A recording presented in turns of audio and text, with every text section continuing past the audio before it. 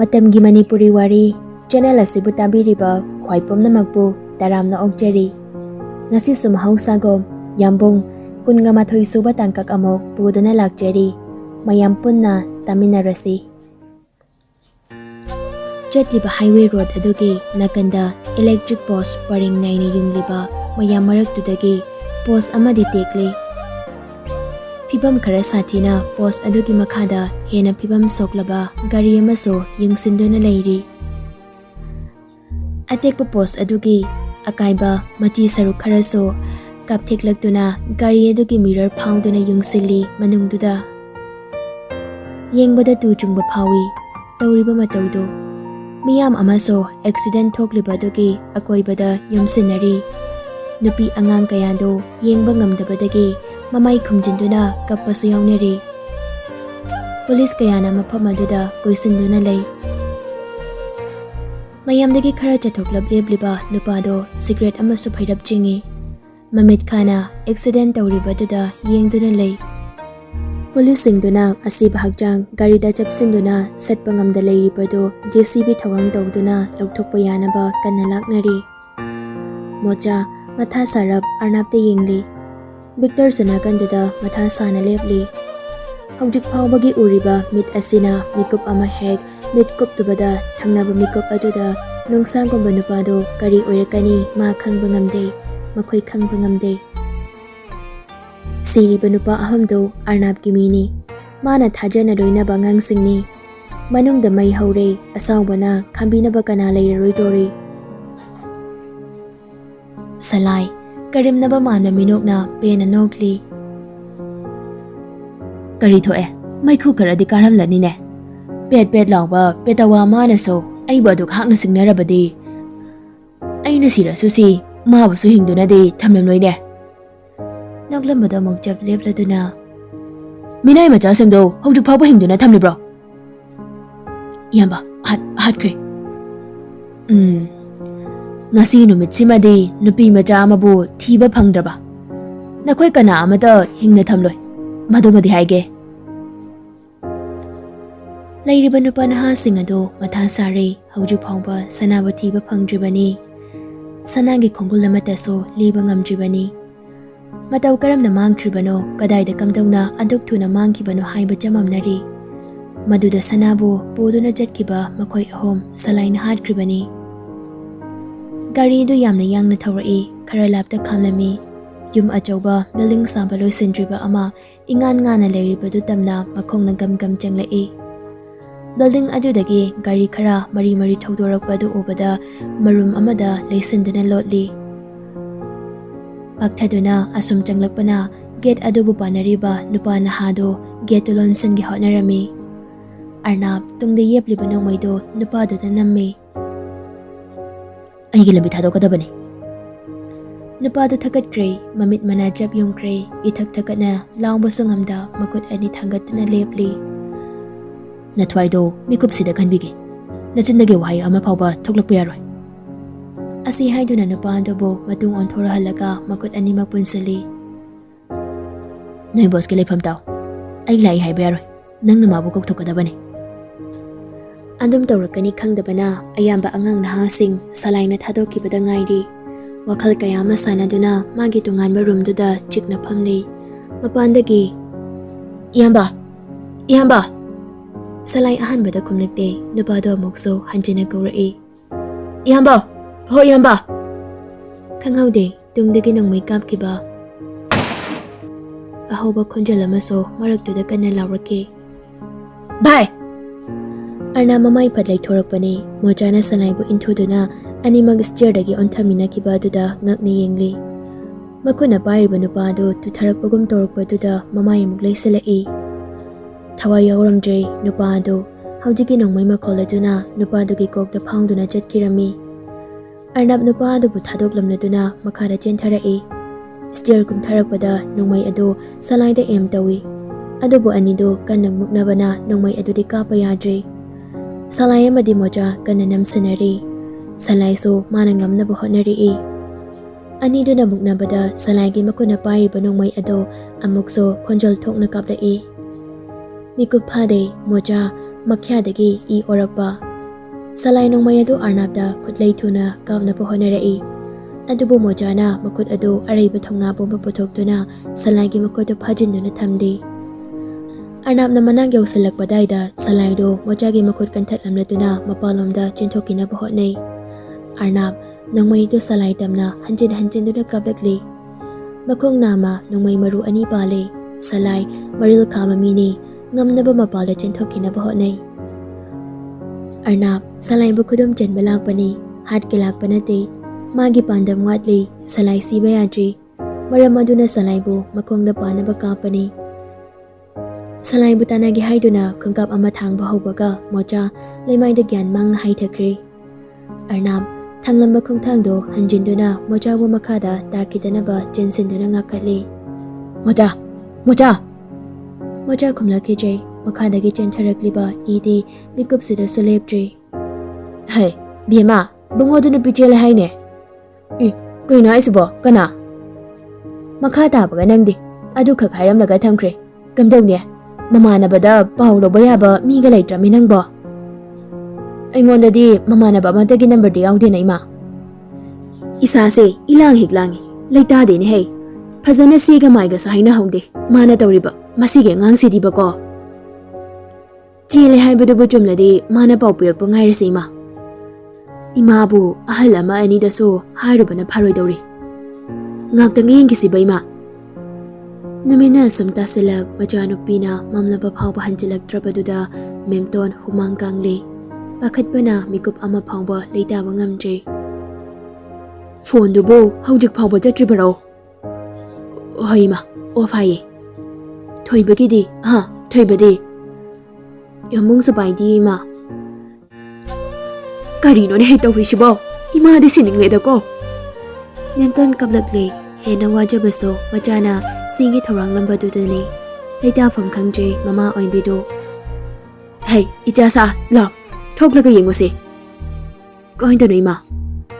Hey lambi lamhangda ka yengose de ima yam pakhatle.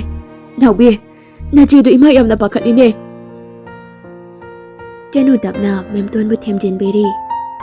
Ima pakhat kanu se kaisu tawramoye. Jenu so hainjabagi wani chen jongbagi wakhalde yamna lapna thamkhre. Phatanungda thoklamgadra haiba wakhalsena lita pham khanghandabani. Nongmata so asumna tawrakpa natri handak marak wakhalgi awaba kayambo sagona duna chatlibi machani. Puba thangba ngamda mama oibi mabu thadokduna chatlamladra khanjai memton ona thoina kappa horakle. Abe ima gi nakta laune ai. Ima icha udabada laifam khangdre. Nangbu kaida laike abe. Ima bu warau bro. Ha ima bu warau rabo. Ima su hingloi. Icha na ima bu thadokduna chalamba thoklaba. Ima mikup ama phawba panthaduna hingloi ai. Hingduna lairoi ai. Naubiga Janugana, Mimton Mutimjinaba Hotnabada, Awaba Oirabani. Somdana Mojabu, or the room the insin kibaga, Punkai Mukti Parakle, Litli Bapurito, Mojadagi e Paniam Natairi, Ichujure. Salai Bakudam Jen Bangam Hogdabage, Kusang Nabakayaga, Mojagi Pibam Ado, Midmang the Sangsang Ure e. Mikup Karagi Mangdani, Magit Hawaibu, Kan Biduna, Nuba Duda, Nongmay Napan Kiba. Magi mahot silibara, magi khutna maoiduna leiriba mojana tumin wangangda magi mitmangda leikibada arna phathaba ngamlakdre. Asawba kayana hakjangde oina hakjangi kayat khuding sinba thungna chelakli. Arna phone do pocket dagi haujikta da longthorai. Silent da thamkhibani hanna yinglujabani. Miss call di aduki matik masing yamkre leiramli badu. Adubu ihan hanbada pumnamak tu kanthoklaga. Abe mahaina save tawriba number duda call tawsili. Op hairakpaduda phone do kaktalaga nawbigi number duda mung tawrai.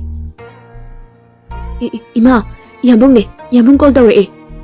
Nawbi pakhana phone do paikalaga law thadokli.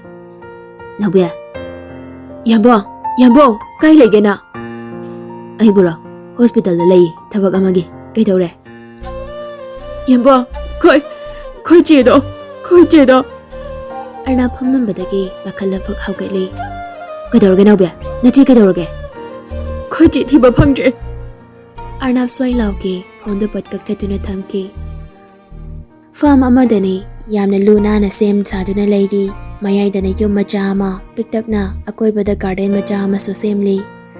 Sumang tamna gari du thaujinduna khami matam du phana thenglabani thembi gari tudagi maji lenglakde wa mata sumangang lakdre gari gumba wahai amata so magi chimbalaki thoklakidre wakal amada tumin ungduna phamde kumtharo khoine hoi ki phamni nga gi pham thembi khumde bijine phawba yenglakde theibe ojaba thibani hai ki saibiyo ojaba thidrabadi asing manung sibaso adomang mangi ai nang buyam na nung si theibe ngasi ne lawriba khongthangse nang manung sibagi damaktani theibe aina na phamna thajaba biri nangi thamoi soknaba aina hingli khai tawra nangi minok amana aigi hinbagi nuksa sor hanbiyo ko kappa hinman ki bana pima soloi krabra adu kapjet pinu pima jado kari ki lonthok da bi magom yengki ba mada mitpham hongda leibano sayongi wahai kaya do theibi ki nakongda kari suta bangam lamde tungan ba sangsar amada madom tauduna mikup khara do lakna bani hojik sumangi oiba sangsar do dagi hendorakji magi wakhal dudi sayon theibi ki thong do hangdukduna makhut aduda tapna pairi kumasilao hojik da theibi khampre khangni yengne e masando gyan khangta tarak bagom sayon dagi makhut do phat setli pharine ai soklaroi adu kumo abase nang yam phataba miri yam phatte nang yam phatte adu hairak kapjet pi abi madu amuk oirakli hanagum mapi jadum tarakli machenduna phatte haiba sulepte thaibya koro kana phattaba mina aigi min kongno yam phattaba mire yam phattaba de sayon kuro koda kulladuna phamla e thaibi to mona yengliduna phattaba henba so nangi damagni thaibya ai banung siba sungam hengam laroidra ngamoi sungam ngamoi nang nei bahat ke sa chang adubo nang bodi ai ki thamoi sina khangak pi bangam loi mikup si phauba khongphama si yora si phauba ai banung siba machet ama phau ngam la rosira tuka chai nang bu tuka chabade ai phau adu banung siba de isa pum base mai ne tumna chak thik labaso nang banung siu kan bige haira phauba ai nang banung siba de machet ama da so phau khro nangi suk lu da bane jar mioi ba mani khana minung si khara phau ge khalu bane adubo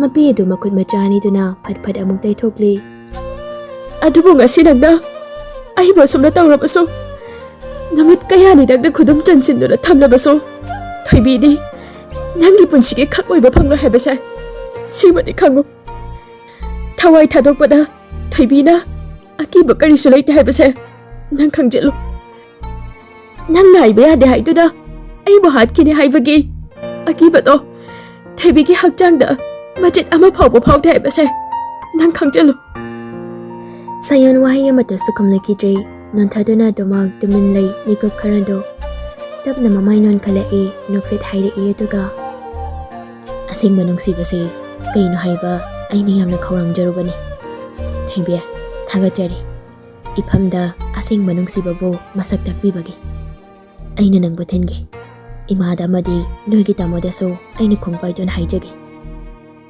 aina nang bo sokhalon nangonda phangadaba awaba pumbado aina mayong yaduna jatke nang bothenbige sayon driver set lom da la e thaibi de mamai do window rom da leithokduna phamdi sayon karakduna gari do mamai leithora e gate to thodok ke dawbaga scorpion ama kham khamjela e thangal do pikpana gari duna sorok da phaina khamjin khibaga sayon gi gari do thodok pa yadre sayon window glass da leithaduna manga khajik chaptharakduna yengli thaibi mamai duna kanamada leithoklambadagi mamai do mamanglom da yengle e mamit ani do khanglaw lawthora e mangda khamliba gari do ubada haibaga tawga i teiba phurit do phawba sendre ꯌꯥꯝꯅ ꯐꯤꯡꯅ ꯑꯗꯨꯒꯤ ꯃꯇꯤꯛ ꯐꯤꯡꯅ ꯒꯥꯔꯤꯗꯒꯤ ꯆꯦꯟꯆꯠꯇꯨꯅ ꯃꯈꯣꯏꯒꯤ ꯒꯥꯔꯤ ꯇꯝꯅ ꯄꯥꯏꯁꯤꯜꯂꯛꯏ꯫ Driver ꯁꯥꯏꯠꯀꯤ ꯊꯣꯡꯗꯣ ꯍꯥꯡꯗꯣꯛꯇꯨꯅ ꯁꯥꯌꯣꯟꯕꯨ ꯂꯥꯡꯇꯅ ꯆꯤꯡꯊꯈꯤ꯫ ꯊꯣꯏꯕꯤ ꯉꯥꯏꯍꯥꯛꯇꯨꯗ ꯃꯃꯤꯠ ꯃꯅꯥ ꯌꯨꯡꯈ꯭ꯔꯦ꯫ ꯊꯣꯡꯗꯣ ꯍꯥꯡꯗꯣꯛꯇꯨꯅ ꯃꯥꯁꯨ ꯆꯦꯟꯊꯔꯛꯏ꯫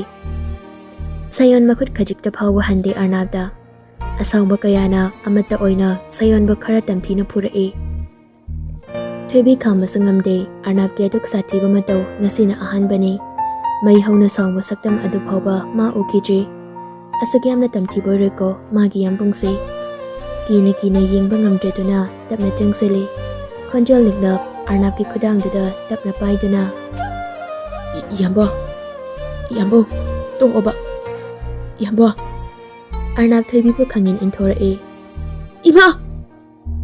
ꯊꯣꯏꯕꯤ ꯃꯅꯤꯡ ꯈꯔ ꯍꯟꯗꯣꯔꯛꯏ꯫ ꯀꯤꯕꯒ ꯄꯥꯈꯠꯄꯒꯅ ꯇꯧꯐꯝ ꯈꯪꯂꯛꯇ꯭ꯔꯦ꯫ ꯌꯦꯡꯕꯁꯨ ꯉꯝꯗ ꯏ ꯉꯥꯛꯇ ꯉꯥꯏꯔꯦ ꯁꯥꯌꯣꯟꯗꯣ꯫ ꯊꯣꯏꯕꯤ ꯃꯃꯥꯏꯗꯨ ꯃꯈꯨꯠ ꯑꯅꯤꯅ ꯈꯨꯝꯖꯤꯟꯗꯨꯅ ꯈꯣꯟꯖꯦꯜ ꯊꯣꯛꯍꯟꯗ ꯀꯤꯕ ꯍꯦꯟꯃꯟꯕꯅ ꯀꯞꯂꯛꯏ꯫ ꯁꯥꯌꯣꯟ ꯆꯩꯅꯥꯗꯨ ꯈꯥꯡꯕ ꯉꯝꯗ꯭ꯔꯕ ꯃꯥꯜꯂꯤ꯫ ꯇꯞꯅ ꯃꯈꯨꯠ ꯑꯅꯤ ꯊꯥꯡꯒꯠꯇꯨꯅ ꯉꯥꯛꯄꯤꯌꯨ ꯍꯥꯏꯕꯒꯨꯝ ꯈꯣꯟꯖꯦꯜꯗꯤ ꯊꯣꯛꯇ ꯂꯩꯃꯥꯏꯗꯨꯗ ꯏꯅ ꯄꯨꯝꯉꯥꯡ ꯉꯥꯡꯅ ꯑꯔꯅꯥꯕꯇ ꯃꯈꯨꯠ ꯂꯣꯟꯅꯔꯛꯏ꯫ ꯅꯨꯡꯁꯥꯒꯨꯝ ꯑꯁꯥꯎꯕꯅ ꯅꯤꯛꯂꯕ ꯈꯣꯟꯖꯦꯜꯗꯨꯅ ꯅꯃꯥ ꯅꯄꯥꯒꯤꯗꯃꯛ ꯅꯊ꯭ꯋꯥꯏ ꯃꯆꯥꯗꯨꯃꯗꯤ ꯑꯩꯅ ꯈꯥꯛꯄꯤꯔꯕꯅꯤ꯫ ꯅꯨꯡꯒ ꯌꯦꯔꯨꯝꯒ ꯂꯝꯕꯥ ꯇꯧꯒꯦ ꯈꯟꯒꯅꯨ꯫ ꯂꯝꯕꯥꯅꯤ ꯌꯦꯛꯅꯕꯅꯤ ꯈꯠꯅ ꯈꯨꯠ ꯊꯥꯔꯝꯂꯕ ꯅꯪ ꯉꯁꯥꯏꯅ ꯍꯣꯜꯂꯤꯕ ꯁꯣꯔꯗꯣ ꯂꯦꯞꯂꯝꯕꯁꯨ ꯌꯥꯏ꯫ ꯑꯗꯨꯕꯨ ꯏꯅꯥꯎ ꯑꯃꯒꯨꯝ ꯂꯝꯍꯦꯟꯕ ꯅꯆꯠꯇꯣ ꯁꯦꯝꯗꯣꯛꯅꯕ ꯋꯥꯔꯛꯄꯅꯤ꯫ ꯒ꯭ꯌꯥꯟ ꯇꯥꯅꯕ ꯍꯣꯠꯅꯧ꯫ ꯑꯩꯒ ꯌꯦꯡꯅꯕ ꯑꯣꯏꯅꯕ ꯁꯤꯟꯒꯅꯨ꯫ ꯃꯗꯨꯅ ꯅꯪꯒꯤ ꯊꯤꯅ ꯃꯥꯡꯖꯕ ꯑꯣꯏꯔꯛꯀꯅꯤ꯫ ꯄꯨꯛ ꯍꯧꯒꯠꯂꯛꯏ ꯋꯥꯍꯩꯗꯨ ꯈꯛ ꯍꯥꯏꯔꯝꯂꯒ ꯃꯃꯥꯏ ꯈꯨꯝꯖꯤꯟꯗꯨꯅ